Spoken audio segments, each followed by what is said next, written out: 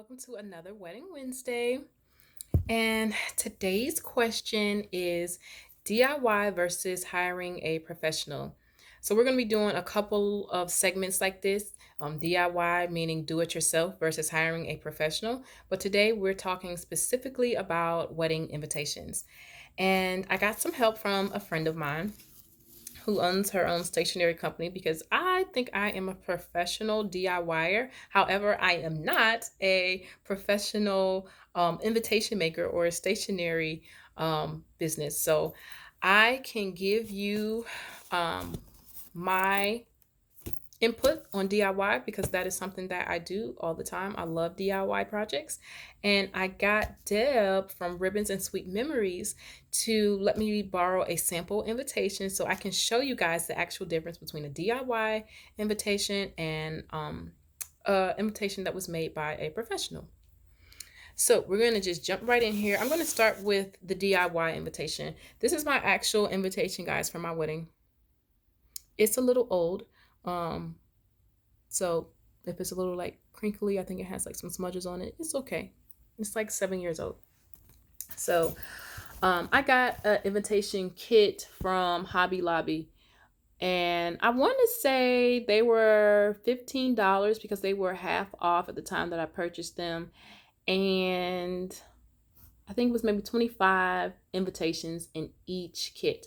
And it came with everything in there already. So it was just this blank sheet here. Well, it had the little embellishment, little swirls on it already, but it didn't have any writing up there. So we just Googled some sample writing. It had some instructions on the inside with the margins for us to put inside of the Word document and be able to print in the center of the little embellishment that they already had printed here. Then you just slid it inside of this piece of vellum, which also came in the kit, and tied it with the ribbon, which came in the kit. So you had to put in a little work to get it to a complete product. However, it was a total DIY project. So this is the invitation. It came with the RSVP cards as well. It had the same little embellishment. Again, it had the instructions on the margins to put inside of your Word document so it would print over here and not on the little squiggly lines there. And it came with the envelope for the return address and as well as the envelope to mail the whole thing in. And then we just printed a little paper saying where we were registered at. And that was my wedding invitation. Very simple. My DIY project, a lot of people do DIY projects because they want to save money. Um, but you don't always save when you do DIY. It just depends on how many supplies you already have and what you need to complete it. So for invitations, you're going to need a printer. You probably need a paper cutter and you'll need some type of like Word, like Office program. Back when I got married, desktops were a lot more common, and my mom had a printer already, as well as a desktop. And I did end up saving on this DIY project because my mom already had those things, and I did not have to buy them. Other than that, I would have had to buy a printer. I still, to this day, I don't own a printer because everything is pretty much electronic now. So I don't have a printer. And I know most people don't.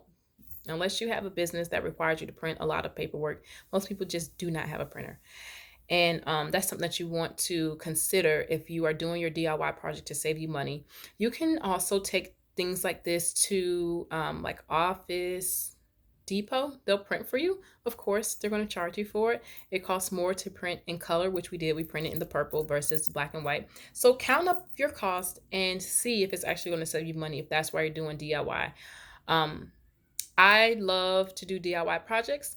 Me and my sisters had an invitation making party. We put together invitations. We tied little ribbons on the vellum, and we made memories. And that's why I love doing DIY. We were able to add our own little personal touches to it. And in my opinion, I had a ball. My sisters might think otherwise, but I had fun doing my invitations. So that to me is a pro. A con is you may not always save money on doing DIY, but you will get that memory of doing it and just the satisfaction of saying, yes, I made my own wedding invitations. Don't they look nice? I think that's really why crafters do what they do. They just love to see the finished product. So, this is the invitation from Ribbons and Sweet Memories. I'm going to hold it up here. I don't know if you guys can already see the difference in the envelope versus mine. So, it is a nice weight. I think it's called Ice Gold Metallic is the color. Yep, Ice Gold Metallic is the color of the envelope. It is a really nice glittery black invitation. It's black, blush, and gold.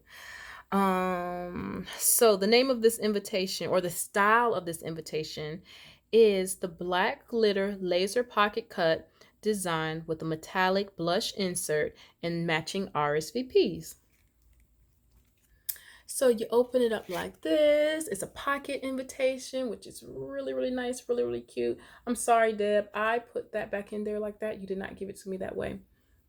But I want to do a close-up on that blush there. And that paper that the blush is on is the same as the envelope. It has like a nice shimmery, depending on how the light hits it, it's blush. It's also has gold tones on it. It's nice and shimmery. It's very, very beautiful. And then the pocket here, we just cut out ever so nicely, holds your RSVP card, which should have been in there like that. And it has the matching envelope for them to respond, yes or no, we are or aren't coming. And it matches the envelope on the outside. It is very, very pretty, very elegant. So I would say also, I don't think I showed this. She did a personalized wax stamp. It says love. I don't know if you guys can see that, but it's really, really pretty. So I would say that one pro to doing, to having a professional do your invitations is the fact that they just simply will look nicer. They'll look nicer. They'll look more professional. If you hire a professional, if you just hire a crafter like me to make your invitations, then you'll get something along the lines of this. If you hire an actual professional to do your invitations, look at the difference. And I'm not gonna lie, I love my invitations. They looked absolutely amazing to me at that time. However, if someone would have shown me this, of course, I'd be like, oh my God, I want the glitter paper. So I don't know, and I would not have been able to execute this. So it's totally a personal preference, but if you do decide to go with a professional, you will get professional results.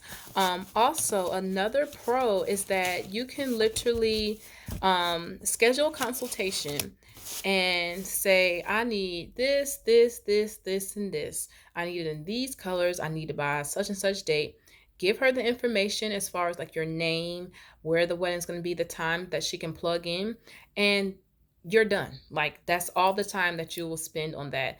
You send her what you want and she'll produce it from start to finish and hand you a finished product like this. All you have to do is drop it in the mail. She'll also address it for you. If you give her your list, your contact list, she'll address these for you. And all you have to do is apply your stamp and drop it in the mail. So you save a lot of time by getting a professional to do your invitations. Another thing is a professional will already know what to expect. They've done this, multiple times before. So if a problem arises while you're DIYing, they could have already encountered that and know that, hey, that's not going to work. It saves time. It saves money when you hire a professional.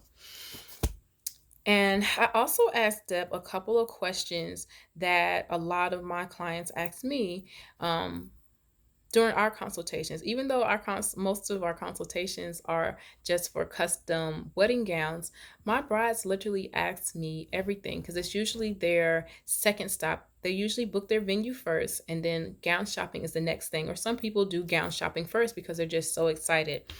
But typically I'm like their second stop. So they asked me, okay, from here, I got all these things swirling through my brain. Direct me to where I need to go. Like, how does this work? How does that work?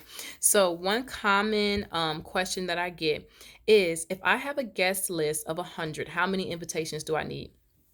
And I just gave her the number of 100 because I had 100 people at my wedding. I overbought invitations because I did not hire a professional. So in my mind, I'm thinking, hey, if I need, if I have a guest list of 100, I need 100 invitations. Um, and I didn't buy exactly 100. I bought a little less because I was like, oh, yeah, this is a family. This is a family. But her response to that question was one invitation per household. So you may need only 35 to 45 for a guest list of 100. I think I had about 75 invitations. So I had, way more than enough. Question number 2, how long before the wedding should I send out invitations? This is another really good response that I never thought of. And like I said, I did all of my stuff myself and it worked, but I could see how this would work much better. So Deb's response was, I always suggest 4 weeks prior to your wedding to send out your invitations. So this way you will have your RSVPs back within 2 weeks before your wedding day to ensure you have an accurate head count.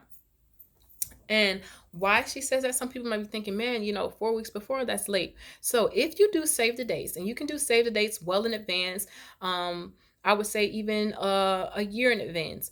And if any other, Deb, when you watch this video, if that is incorrect, please type it in the comments.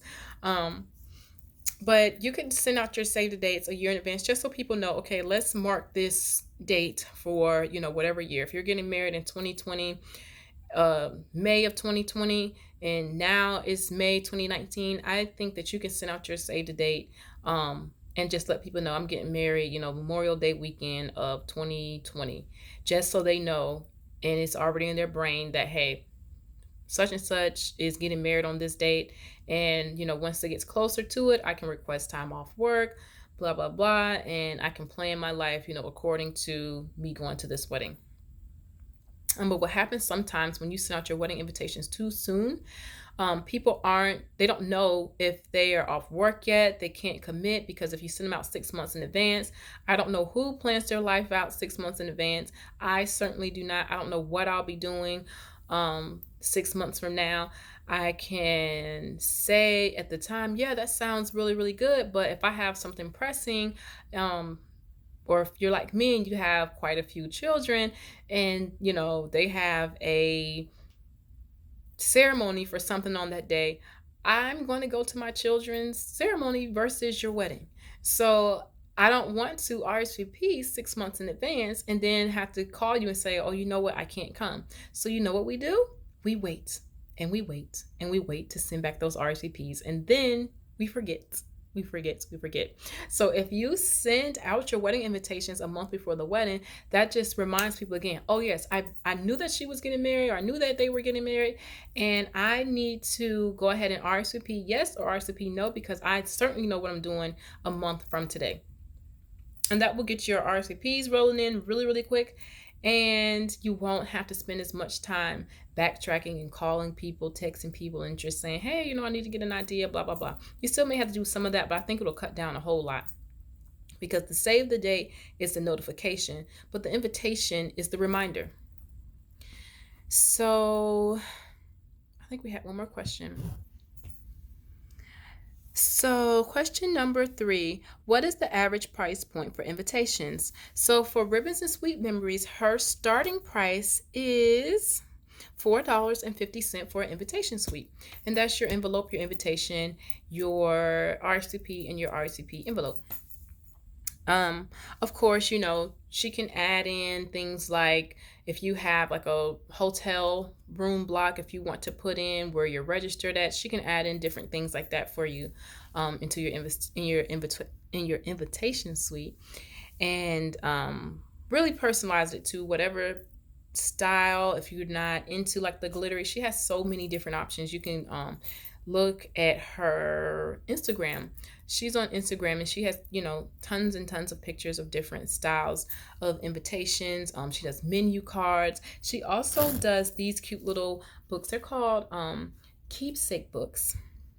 And at least I want to make sure I'm calling the right thing.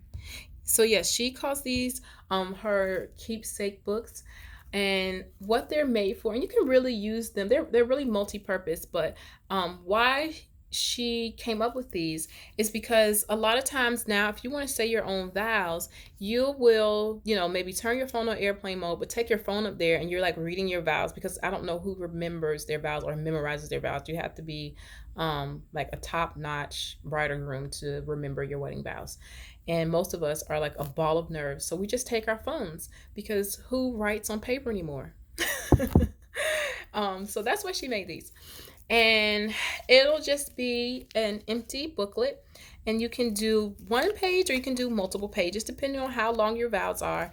And she can print it for you, or if you want to write it out, you just stick it in right here. This is a menu card though. This is not hers. I just got this to show you an example of how you can push your vows inside of here. And now you have this nice pretty book that you're reading it out of, instead of holding up your phone. And now the photographer's getting pictures of you standing there holding your vows, crying with your cell phone in your hand. So this was just a nice little touch that she started doing when she noticed that a lot of brides and grooms were holding their cell phones while they were reading their vows to each other. And this, yeah, it just happens to match that. Excellent. So pretty. So I think that was all of our questions. And again, I say this at the end of every video. If you guys have a question that you want answered on a Wedding Wednesday, leave it in the comments, or you can send me a DM on Instagram, or you can message me on Facebook and say, hey, I've kind of been wondering about this. Even vendors, if you have a topic that you feel like, hey, my brides ask me this question all the time, or it seems that there's a common misconception about this particular thing, send me a message. I'll do a Wedding Wednesday about it. Also, go follow us on YouTube. So these videos are uploaded onto YouTube, and then I share it to Instagram and Facebook from there. So go follow us and subscribe to our channel on YouTube. We'll be adding different little videos and things that you guys will want to stay tuned for. So go subscribe to us on YouTube, and I will see you guys next Wednesday. Bye-bye.